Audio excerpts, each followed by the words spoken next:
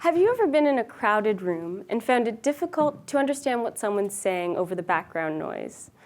This is called speech perception and noise, and it gets much harder as we get older.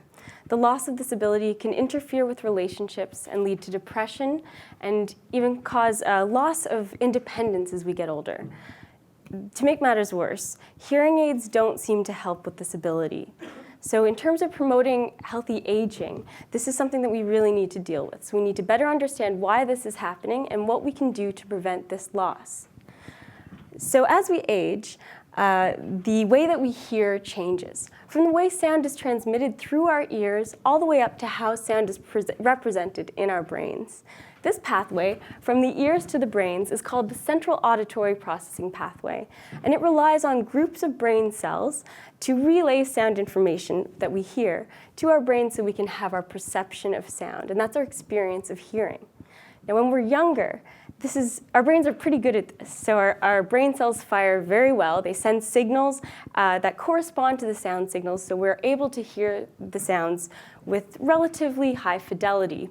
As we get older, this gets more difficult. When I was younger, I used to play a game called the broken telephone game. So I would whisper a sentence to someone next to me, and that sentence would be whispered along through a chain of people. By the time it reached the end of the chain, sometimes the sentence didn't even resemble my original sentence. That's essentially what's happening in the aging auditory brain. As we get older, these groups of brain cells responsible for encoding information get worse and worse at passing this information up to the brain. So by the time our brains are receiving it, it's got a lot of different information than we've actually heard. What this can lead to is a phenomenon such as talking to your grandmother and saying, "I like to tan in the sun," and she says, "What do you mean that man has nice buns?"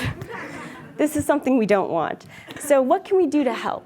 Well, it seems like musicians are better at all of these things. Their brains respond better to sound, and they have less impairments as they get older in terms of perceiving speech in noisy environments.